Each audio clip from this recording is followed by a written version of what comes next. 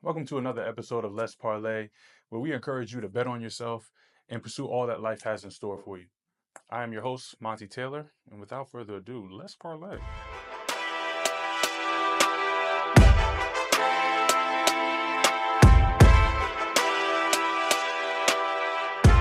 All right, guys, as always, just want to thank you for tuning in and listening to your boy here. Um, as I said during the first episode, I want to make sure that I honor this time that I have with you. And as I said during the first episode as well, these next couple episodes that we get into, we're getting straight into the meat and potatoes. All right. So we ain't playing no games. All right. We're going to get straight at it. We're going to provide you with some value. And hopefully, after this conversation, you are able to reflect and think about some things that you may be struggling with. And hopefully, this helps. All right. So, this episode, we're going to focus mainly on fear. What the hell are you scared of? Okay.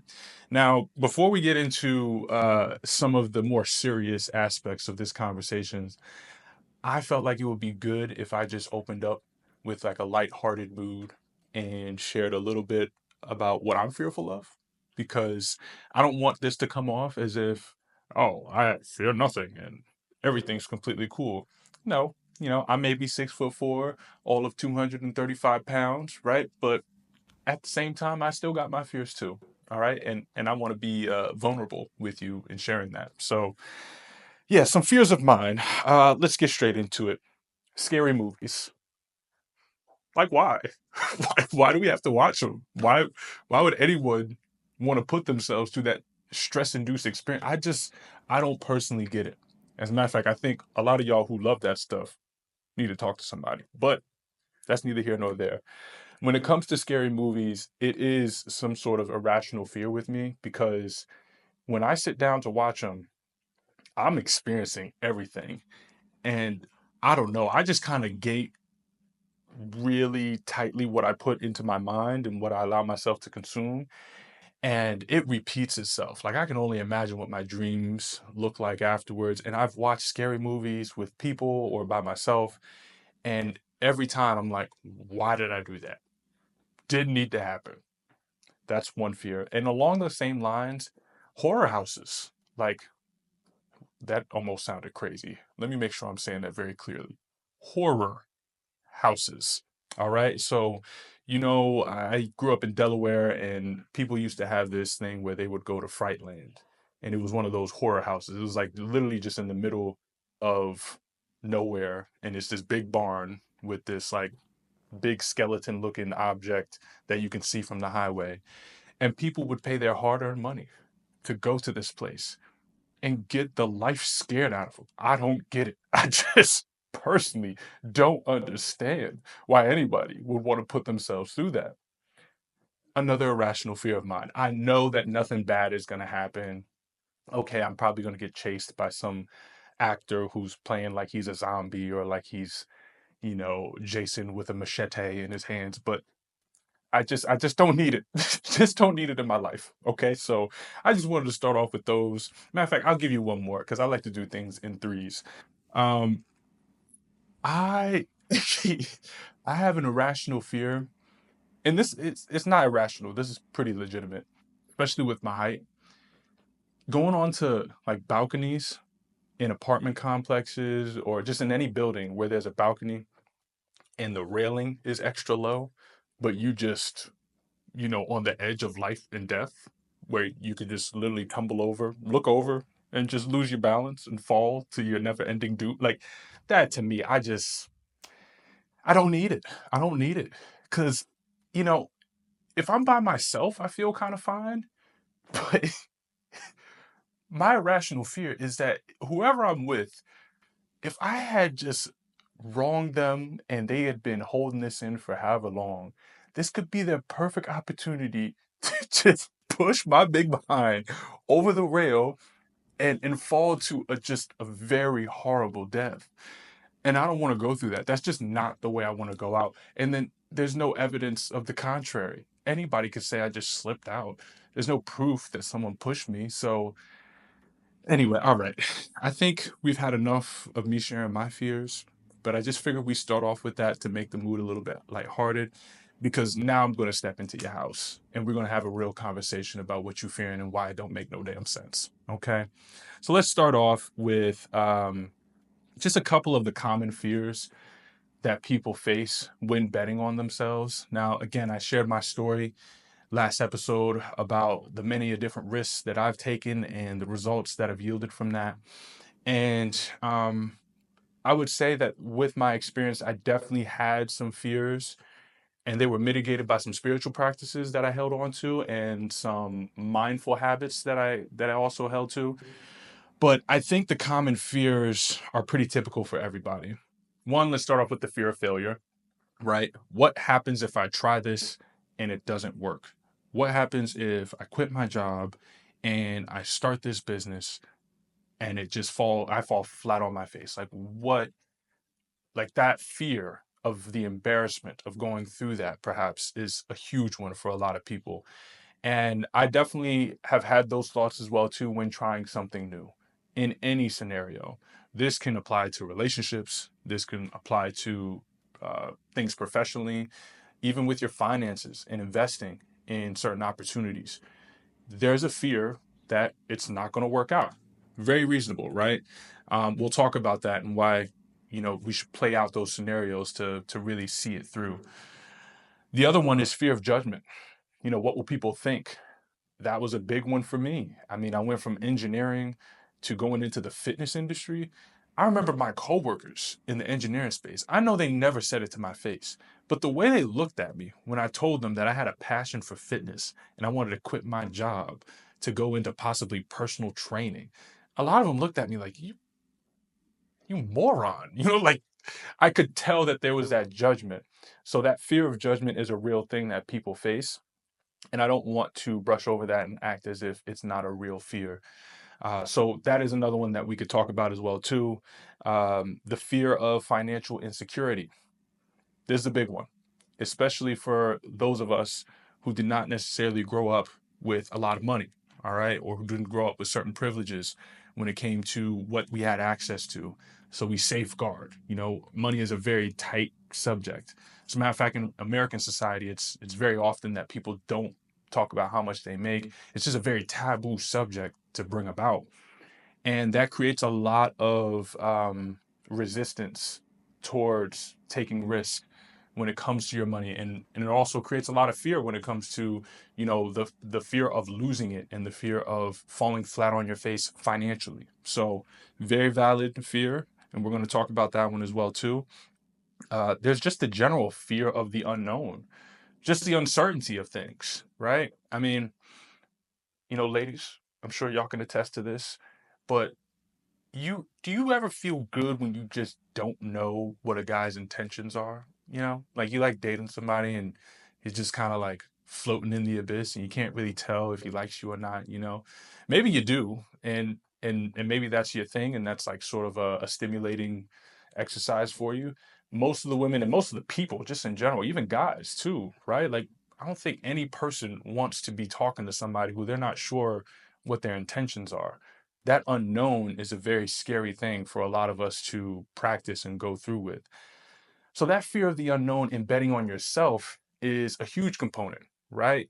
We talked about the relationship side of things, but when we're talking about betting on yourself and pursuing what you want to pursue, there's so many factors that you don't really have any control over that you're going to face, and you're wondering, how am I going to handle that? What are those things going to be? Are those things going to break me? Are those things going to prevent me from having the relationships that I currently have?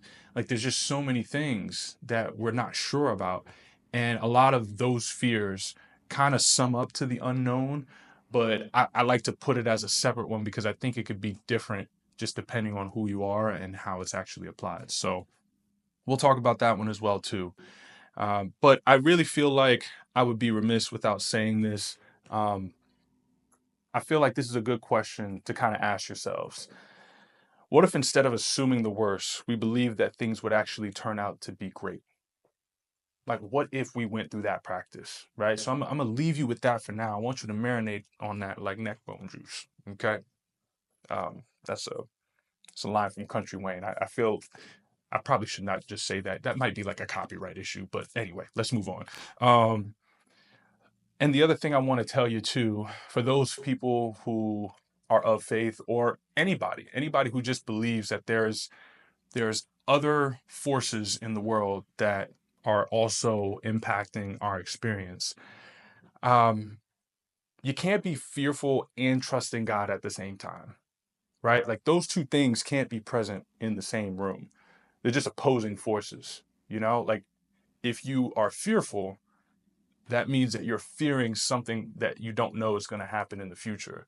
But who has all control of what's going to be presented to you? To me, my personal belief is that God meets us halfway when we take these risks. God's going to be on the other end, or whatever you want to call it. If it's the universe, if it's Allah, if it's whatever for you, that entity is going to meet you halfway. And that's a part of the trusting experience. So when you take on a large task like betting on yourself and go through with it, there's a part of you that has to trust that whatever is in this unknown, whatever is, about to come up next, is something that you can actually handle and that you're prepared for, but it's something that's not going to kill you, okay? Which requires a lot of trust in God. So that's another thing that I feel like will be a good thing to just marinate on, is like, okay, if you're fearful, maybe take some time to meditate, perhaps pray, and ask, like, why am I fearful of this thing? And that's something that I want to talk with you about a little bit more as well, too. So I think what will be helpful for us to get into is mentioning the worst case scenarios, right?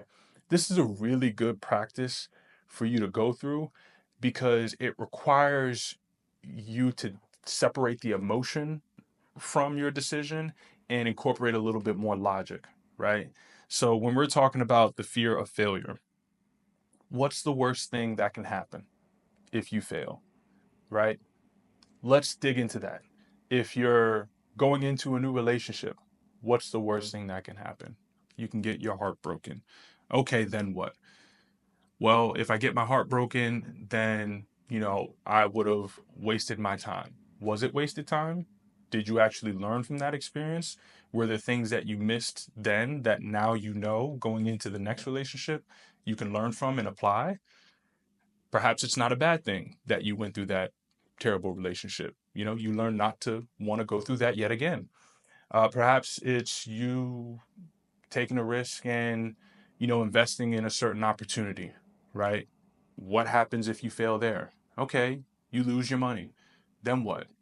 All right, play out the next scenario. You're resourceful. The great thing about humanity is that whenever we have our backs up against the wall, we always find a way to figure out how to manage through those experiences.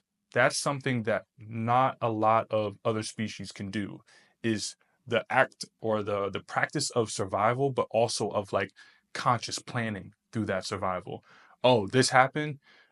Well, I ain't got no other options. I got to make something shake. This is why a lot of people are great procrastinators. I used to be one when I was in college, and especially when I was doing anything not math related, for crying out loud, or physics or science related. If it was writing a paper, I would wait until the very, very last minute to make sure that I wrote it, because that's just when I worked my best. That's when I figured something out. So if you go through that practice of thinking about, like, all right, what's the worst thing that can happen? More than likely, you'll be able to figure something out. Because if you look at your past experiences, if you are still breathing today, you have had every opportunity to figure out whatever obstacle came in the way before you got to this present moment that we are here listening and having this conversation with one another. So if that's the case, then what's going to be different about this time? Just something to think about. The fear of if people judge you. Um, this is a very, very like sensitive topic because a lot of us have family members, a lot of us have friends, um, even people, even strangers that maybe we're trying to acclimate to a certain community or to a certain group, and we really want to ingratiate ourselves and be a part of the community or whatever. And there's always a fear of judgment. There's always this like, all right, like I want to It's just human nature for us to feel that way. But the question I want to pose to you is like, how does that actually affect your life? So if you go through and people are judging you for the decision that you made, if people are saying, "Yo, you're wild for that," like, the hell are you? What are you thinking of doing? But if your heart of hearts, you have a strong enough foundation in what you believe that it doesn't matter what anybody else says, that you know it's going to work out. Like that's all that really comes into play whenever you're making these sort of decisions. If you're sitting here like really concerned about someone else's opinion, one, I'd say check the fruit on the tree. Okay? And when I say check the fruit on the tree, what I'm meaning is before we pick a fruit off of a tree, before we eat that fruit, we got don't you ever take a look, people always said this about me, like whenever I eat something, I always like look at it. This was something that a lot of people said when I was on Big Brother. They said that whenever I'd eat a fruit, I would always like look at it and then take a bite into it. I mean, I don't know if I would see something. I mean, obviously you could probably see some wild things if it's a nasty behind fruit. But that's just a habit that I have. And what I'm saying is that when you're taking advice or when you're considering someone else's opinion, before you take a bite out of their advice, out of their opinion, check the fruit on the tree. Like, where is that advice coming from? Is this somebody that you aspire to be in that area of advice that they're giving to you, or in that area of criticism that they're giving to you? Is this someone who has gone along the path that you're about to go on and is speaking from personal experience? Or is this someone who believes that you are a certain way and and doesn't want you to change essentially because that's all they know about you, but they haven't discovered this new version of you that's looking to pursue another level of happiness and fulfillment that requires you to change? That's another thing that you should just really hone in on before you make these decisions and before you become so inundated with someone else's opinion. Check the fruit on the tree. How is it actually going to affect you? Are these people going to pay your bills? Are you dependent on these people? If it's your parents and you're living with them and all that sort of stuff, then maybe there is some reason to consider their judgment, because they may not pay your rent no more if you decide to do something stupid or do something that they don't agree with. However, more than likely that's not the case. And even if it is the case, again, when your back is up against the wall, we find a way to be resourceful. You can find a way to look at the situation and be like, all right, well, yeah, that's all right. I'm dependent on this person and they don't want me to do something, and they decided to cut me off from the support that they were going to give me if I did this thing. Well, what can I do to not depend on them anymore so that I can continue to do this thing? Just be resourceful. If it really means that much to you, you will find a way to figure it out. All right. If money is tight, this is a good one. So, what are some ways to make it work? Again, we're resourceful. Whenever your back is up against the wall, you can always figure out a way to make things shake. I have heard of my time in LA, that I think was one of the most enlightening times when it came to like understanding how well people adapt and adjust and figure things out. You got people in Los Angeles, I mean, they living with three or four other roommates just to make sure that they survive. They find an apartment last minute, or they find a job last minute just in the nick of time before, their bank was about to like hit them up, asking them for whatever cheese that they owe them. Like, there's a lot of those situations happening in such a city because of the cost of living and because of how much people are looking to pursue whatever it is that they're dedicated to. So that's one of those things where it kind of informed me that like, yo, like we're very resourceful. Not only when it comes to like figuring out different options, but even when it comes to finances. Like, there's always a way to make sure that you are not hitting rock bottom. And you just got to think and perhaps do a little bit more investigation into that. The next thing that I wanted to talk about that we mentioned, right? I want to propose this question. If you don't know what will happen, isn't that the case no matter what? So when we talked about that fear of the unknown, like it's kind of a rational fear because you're never going to know. We don't know what's going to happen tomorrow. We don't know if we're going to go on the road and you know, some 18-wheeler is going to decide to slip off the road and crash and affect us or whatever have you. Like that was a terribly morbid example, but what I'm trying to say is that there are so many different uncertainties out there in the world, and we just kind of trust whatever it is that we have in place in our routine and in our systems that they're going to hold in place.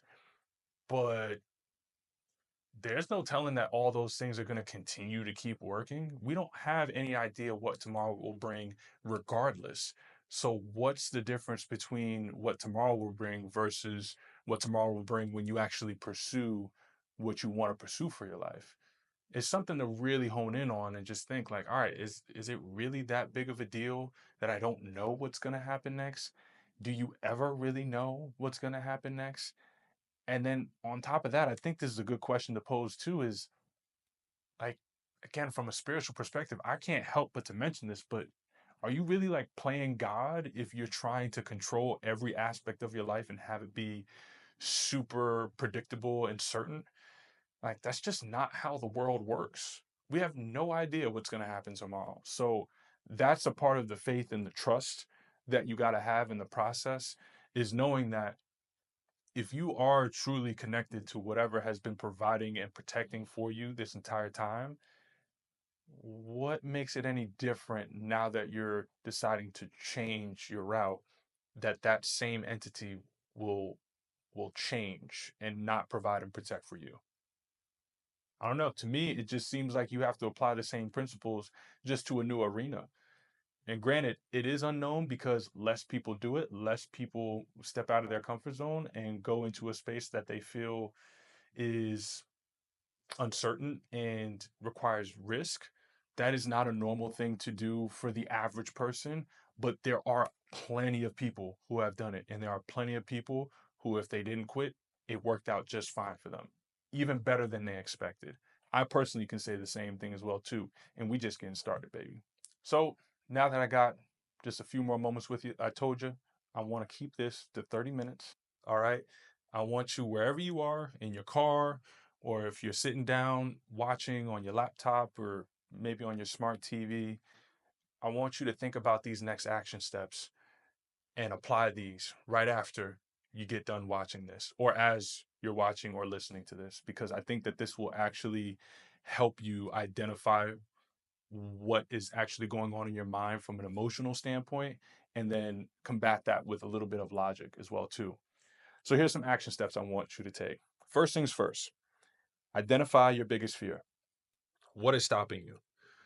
Even before that, if you haven't identified what you're fearful of, or not even what you're fearful of, what you want to pursue, then that's step number one, right? Let's identify what's that thing that gets you ticking, what's the thing that makes you curious. But after you've identified that thing, what's your biggest fear and what's stopping you from going after that thing? Really have an honest conversation about that fear. Meditate on it, pray on it, do what you got to do. The next thing I want you to do is write down the absolute worst case scenario. Exactly what we talked about, like play it out. Think about like just the most terrible way that it could go out. More than likely that scenario won't include death, but if it does, then maybe you should reconsider what you're about to take a risk on. Okay? Just to put that out there. I'm not going to encourage you to do something that, may result in death. Step number 3, write the best case scenario. What if things go out perfectly? What if they turn out exactly how you wanted them to turn out? What if? Hone in on that. And the time that you spent thinking about the worst case scenario should be less than the time that you're spending on the best case scenario. Because there are so, it's easy to think about the worst case scenario for so many things. But the best case scenario, that's where your creativity comes in. That's where your imagination comes in. That's where you meet God halfway and you're able to maximize on whatever is out there that you can't control, but that's going to be presented to you to take you to levels that you never thought you would be at. Step number 4, I want you to take a micro step today and just have one small action that you put towards whatever it is that you want in your life, or whatever it is that you're curious about, or whatever it is that you're fearful about. Just take one step in that direction. One little thing, whether it's starting the business, just do some research. Go on ChatGPT for crying out loud and just start typing stuff in and asking questions. I'll be having whole conversations with ChatGPT. The last step that I want you to take is leaning into faith. Again, you don't have to be a religious person. When I talk about faith, I'm meaning in believing that the future holds something positive for you. Now, again, if you are of faith and you believe that that is God providing that for you, then the more the better. I'm right there with you, brother and sister. Lean into that so that you realize whatever it is that you're about to go into, I just believe that it's going to work out. And whenever I have done that, it usually does. Even when you didn't believe it was going to work out, it still worked out because you here and you listening to me talk for however many minutes that we going on for. All right, so as we close out, guys, I just want to leave you with one thing. You don't have to be fearless to take action. You just have to be willing. That's all that it takes is just willing. Anything that you do, you're going to be, and you're going to have fearful thoughts. You're going to have uncertainties. There's going to be things that you are just ruminating in your mind about that are going to feel debilitating. But you don't have to be fearless. You just got to do something. Just do something, please. Not for my sake, but for your sake. It may be a little bit for my sake, because I like to take credit that maybe I had something to do with that. Anyways, as I said, just take one small step. And if you want, I would love for you to engage and interact with me about you taking that small step, whether it be, shooting me a DM on Instagram or on Facebook or commenting, on this video or whatever have you. Please, I want you to let me know how this goes for you because I want to hear your stories. And one, it would feel great to know that I had anything to do with you pursuing something that you actually care about. But the other thing is, more importantly, I just want us to continue to raise belief. If we have more examples of people doing these sort of things, then it becomes more normalized. And now we have more people talking about it and more people seeing success from it. And we're growing together as a community, which is what I hope to achieve throughout this entire time that we talk. Okay, so yeah, other than that, y'all, I am super thankful again that you took the time to listen. And if there's anything else that you have on your mind that you'd like to share, feel free to comment, feel free to message me. I completely encourage it. All right. And as always, thanks for tuning in to another episode of Let's Parlay. I hope that you've been encouraged to bet on yourself and pursue all that life has in store for you. God bless and have a great rest of your day.